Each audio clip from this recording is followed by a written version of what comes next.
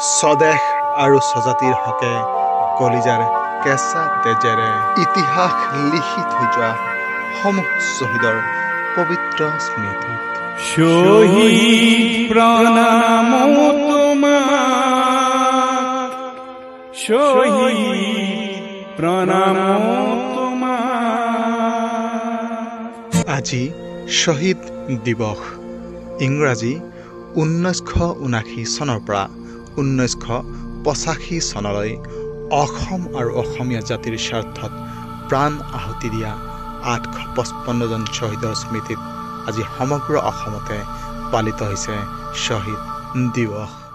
আৰু সমগ্ৰ অসমৰ লগতে আজি বঙাইগাঁও জিলাৰ মানিকপুৰ আঞ্চলিক ছাত্ৰ সন্থায়ো উদযাপন কৰে শ্বহীদ দিৱস।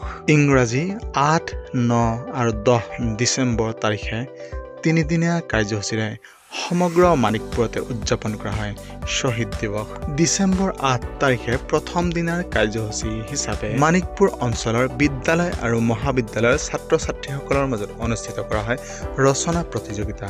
আৰু 9 ডিচেম্বৰৰ কাৰ্যসূচী হিচাপে মানিকপুৰ অঞ্চলৰ ছাত্ৰ ছাত্ৰীসকলৰ মাজত অনুষ্ঠিত কৰা হয় চিত্ৰাংকন প্ৰতিযোগিতা। আৰু আজি 10 ডিচেম্বৰৰ কাৰ্যসূচী হিচাপে ৰাতিপুৱা 10 বজাত সদৌ অসম ছাত্ৰ সন্থাৰ পতাকা উত্তোলন কৰে মানিকপুৰ আঞ্চলিক ছাত্ৰ সন্থাৰ সভাপতি আফতাবুল হুছেইনে। আৰু তাৰ পিছতেই আজিৰ অনুষ্ঠানত উপস্থিত বিশিষ্ট ব্যক্তিসকলক জনোৱা হয় সম্বৰ্ধনা। শ্বহীদক শ্ৰদ্ধাঞ্জলি জনাই মানিকপুৰ আঞ্চলিক ছাত্ৰ সন্থাৰ ভাৰপ্ৰাপ্ত সাধাৰণ সম্পাদক উৎপল বৰ্মনে আৰু লগতে শ্ৰদ্ধাঞ্জলি জনাই অনুষ্ঠানত উপস্থিত সমূহ বিশিষ্ট ব্যক্তিসকলে। লগতে সম্বৰ্ধনা জনোৱা হয় শ্বহীদ পৰিয়ালক। আৰু তাৰ পিছতেই 8 আৰু 9 ডিচেম্বৰত হৈ যোৱা প্ৰতিযোগিতাত বিশেষ কৃতিত্ব দেখুওৱা ছাত্ৰ ছাত্ৰীসকলক জনোৱা হয় সম্বৰ্ধনা। আৰু তাৰ পিছতেই ৰূপায়ণ কৰা হয় গছপুলি ৰোপণ কাৰ্যসূচী। আৰু গছপুলি ৰোপণ কৰে মানিকপুৰ প্ৰেছ ক্লাবৰ সভাপতি আব্দুল সুবাহান আলীয়ে আৰু লগতে বিশিষ্ট সমাজকৰ্মী তথা ছাত্ৰ নেতা ছফিউৰ আলীয়ে।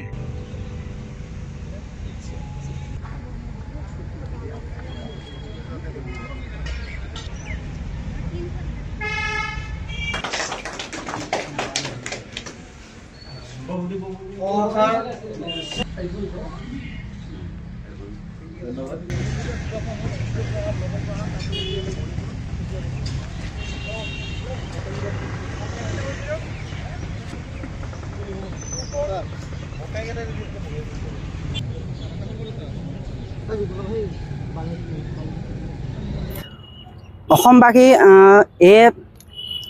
জনাওঁ যে শ্বহীদৰ স্মৃতিক সদায় যাতে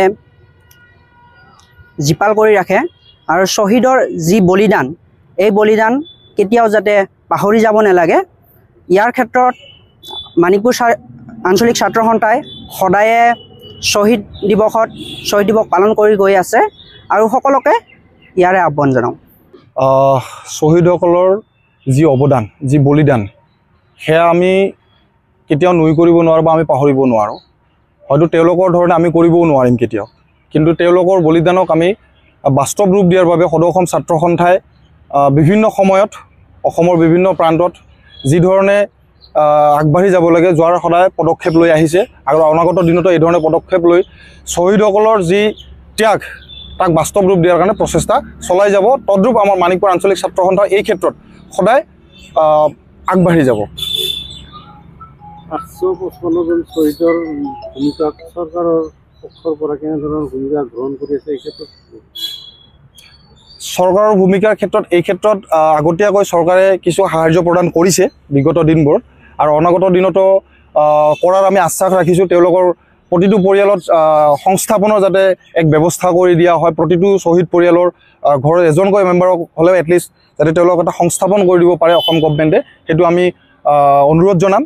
আৰু এই ক্ষেত্ৰত আচলতে 855 জন নহয়, আমি এতিয়া 860 জনকহে আমি শ্ৰদ্ধাঞ্জলি জনাওঁ, যিহেতু এই কা আন্দোলনৰ সময়ত 5 গৰাকীকৈ শ্বহীদ প্ৰাণ আহুতি দিছিল ডেকা যুৱকে। তো এই ক্ষেত্ৰত আমি বৰ্তমান সময়ত আমি 860 গৰাকীকহে আমি শ্ৰদ্ধাঞ্জলি জনাওঁ। অসম আন্দোলনৰ 6 নং দফা চৰকাৰে কাৰ্যকৰী কৰা নাই, এতিয়ালৈকে কাৰ্যকৰী কৰা নাই। এই ক্ষেত্ৰত আপোনালোকৰ ক'ব লগা কি আছে? এতিয়া 6 নং দফাক লৈ কেন্দ্ৰীয় সমিতিৰ সৈতে বাৰ্তালাপ সদৌ অসম ছাত্ৰ সন্থাৰ কেইবালানিও হ'ল। আৰু অনাগত দিনতো বাৰ্তালাপৰ জৰিয়তে সমাধান কৰাৰ সদৌ অসম ছাত্ৰ সন্থাই পোষকতা কৰে। পথৰ আন্দোলন ৰাজপথৰ আন্দোলনতকৈ চৰকাৰৰ সৈতে বহি আলোচনাৰ মাধ্যমেৰে সমাধান কৰাটো সদৌ অসম ছাত্ৰ সন্থাই পক্ষপাতি কৰে আৰু অনাগত দিনতো এই প্ৰচেষ্টাৰ মাজেৰে সুফল পাম বুলি আমি আশাবাদী।